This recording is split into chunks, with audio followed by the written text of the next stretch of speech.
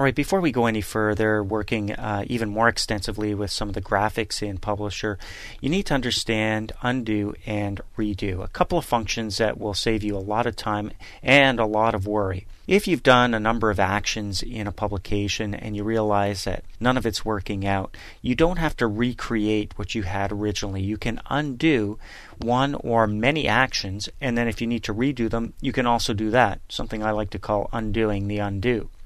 So let's try that. Now I'm still working here on Sign 6D, a publication that we used in the last lesson for grouping and ungrouping. And that's the one you can have open right now. So if you're skipping to this lesson, go to your Open button up here, navigate to the Lesson 6 folder, and open up Sign 6D. Alright, once you've got that open, manipulate this text box up here. So I'm going to click on the border of the garage sale text box. And I'm going to change the fill to yellow. And I go, whoa, I don't like that. I can go back up and change it to another color, or you'll notice up here on the toolbar I've got an undo button. And as I hover over it, it says undo fill color. Control Z on the keyboard is the keyboard shortcut for undo. So when I undo that, it's back to its original color. If I wanted to now go back to yellow, I could redo that.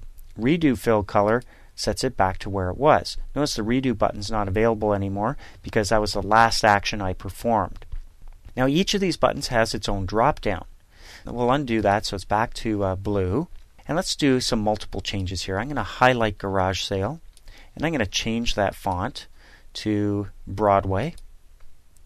And I'm going to change the font color as well. So let's come over here to our font color button, and I'm going to change it to kind of a pale yellow. And I'm going to change the line color around the outside as well. So over here for our line color, I'm going to change that to a color that makes no sense at all. And I'll deselect. Alright, so that looks very different. Not perfect, so we may want to go back to where we started with our undo button. Now if I hit undo, I'm going to undo the line color.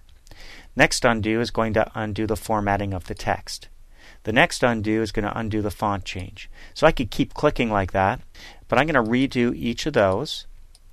So here's where we left off with that burgundy border. We've got our new font, and if I click the drop down next to the undo, look at that. Here's a bunch of things I did. Line color, formatting text, the font, even moving the object. Well, I want to go back to here. And when I click on font, all three of those actions are undone at once. And I can start right from here again. The same applies for redo, by the way. If I click the drop down next to redo, there's those three things. I can go all the way back to line color to redo those three actions. So remember, you can click once for each undo, or you can use the drop down and select how many actions you wish to undo or redo. So that'll save you lots of time, lots of worry. If you make a mistake, not to worry. Control Z on the keyboard or undo will set you back where you started.